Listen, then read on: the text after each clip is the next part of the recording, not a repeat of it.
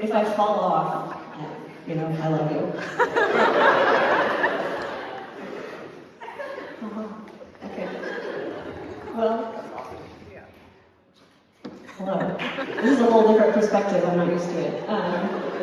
Okay. Well, we started with a big novel, and we're going to end with a big novel. Although mine is only 600 pages. This is East of Eden by John Steinbeck, who wrote this around in 1952. And as the title maybe suggests, this is a novel that takes the story of Adam and Eve, Cain and Abel, and reimagines it as a big multi-generational family story set in California from around 1870 up through World War I. And it's a beautiful novel, and messy and complicated and big, and lots of things happen. But as you might expect from a novel that's kind of rooted in Genesis 3 and 4, the characters spend a lot of time talking about and wrestling with the consequences of sin, the long-term implications of sin over generations and within kind of the lives of individuals and communities. So before I come back to some of the details of that, I read this book in 2005, which was my gap year between college and grad school. So I was in that state that, many of you will be in soon, trying to think about kind of what the next thing is in a big moment of a lot of transition in life kind of happening. But I think in order to set up the reason that this book had the impact on me when it did, I have to kind of back up a little bit and tell you a little bit about my life before that. And so some of you who've heard me talk about this at greater length will know where I'm coming from. I'll tell you the short version right now. I was homeschooled all the way through high school in a community that I would describe now as pretty authoritarian and legalistic, which is to say there was a big emphasis on rules. There were many, many rules that people had to follow in order to make God happy. And in some way, it felt like a lot of those rules fell harder on women. You couldn't wear pants, you had to be really obedient to like everybody. And you couldn't go to college, you couldn't have a job. The only calling for women was to be a wife and mother, and that was all. That was kind of the road that was prescribed. But as a young woman with a lot of intellectual curiosity and very little interest, in fact, no interest in getting married, I found this a real struggle, you can imagine. But I was also I was not the rebel, right? I was your kind of classic rule-following firstborn. I wanted to make my parents happy. I wanted to make God happy. I was really bought into this system as far as I could be.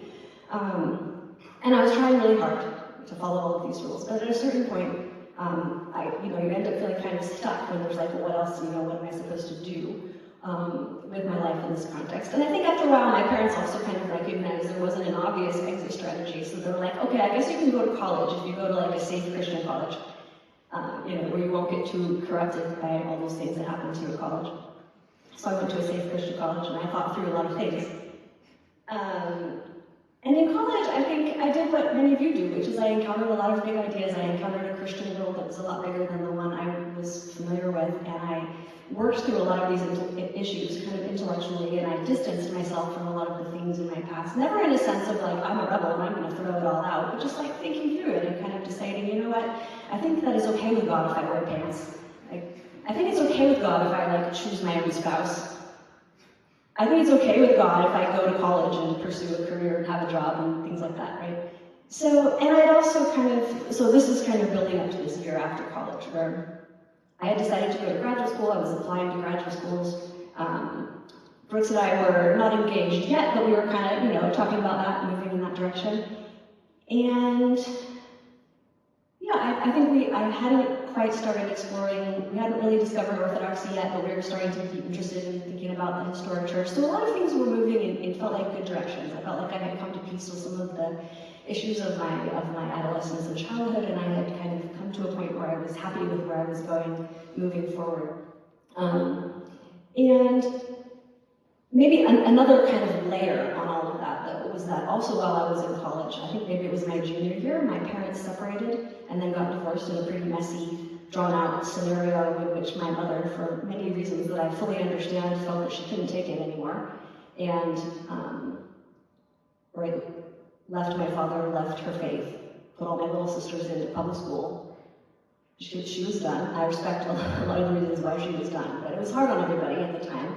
It was really destabilizing. It kind of created this sense of like, oh, everything I thought was the right way to do things, that I've been told all my life was the right way to do things, turned out not to be the right way to do things.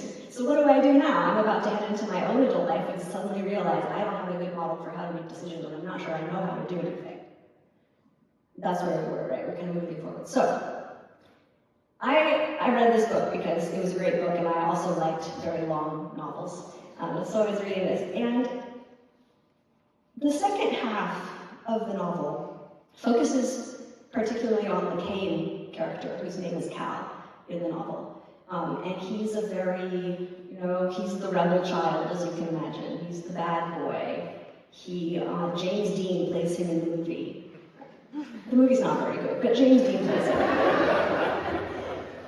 And he's a rebel, and he's like increasingly estranged from his family. But the novel's also very sympathetic to the kind of the struggles that he himself is going through, and he wrestles a lot with like feeling increasingly trapped in his own bad choices, and feeling like he's just like, I just don't know how to be good. I don't seem to be able to like know how to be good.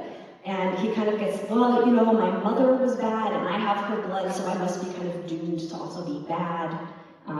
He's increasingly estranged from his father.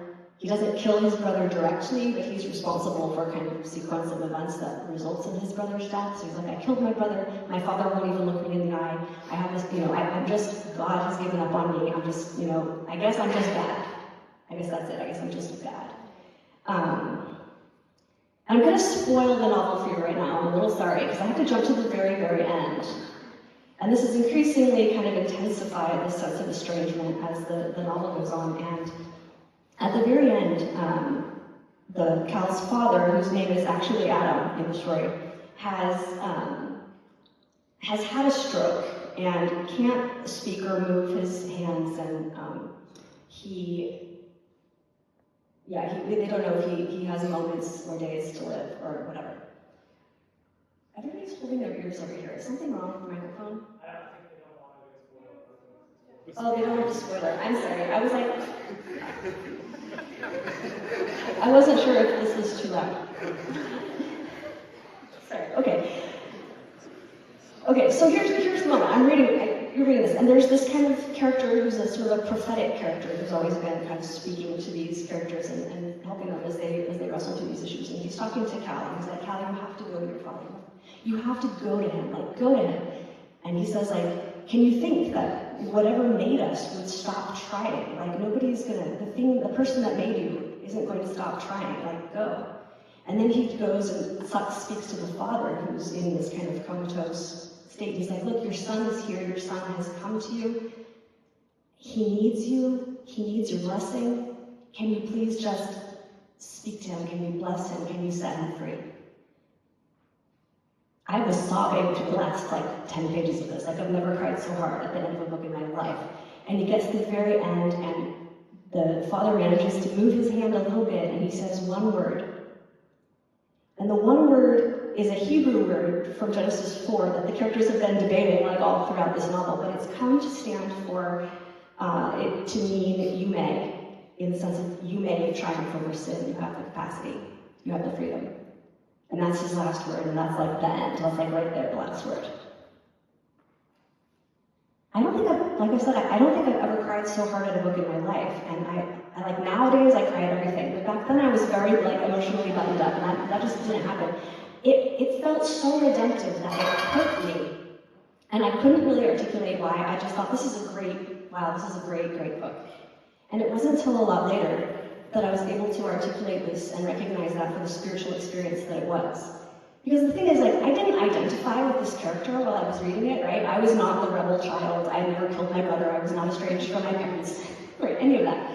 I was in a pretty good place, I thought. But I think that on a much deeper level, on a spiritual level, I did identify with that character, not in a way that I could say consciously. Because when Cal receives the blessing from his father that sets him free, I also felt that sense of freedom, not I can do whatever I want, yay me, I can wear pants. But a freedom that's I'm not trapped in my own cycles of behavior. I'm not doomed to failure because of the choices of my parents. And maybe even the most important thing that I couldn't even have said at the time, God is not my enemy. I knew intellectually at this point in my life that I was free. I had read the Bible a bunch of times, and I'm sure I had heard sermons on Christian freedom. I knew this in my head, but it took the experience of this novel for me to know it in my heart, and to know it in a way that I carry with me to this day. Where I hold a lot of things loosely at this point in my life, but the things that I hold on to really deeply are the incarnation of Christ, and maybe second to that, this deep, deep human freedom. Irenaeus wrote, I don't know if this is what he meant exactly, but it connected with this for me. He said, the glory of God is a human being fully alive. And to me, that's what this book kind of did for me. It gave me that sense of freedom and being fully alive. So go and read it. The payoff is still really good, even though I told you what happens.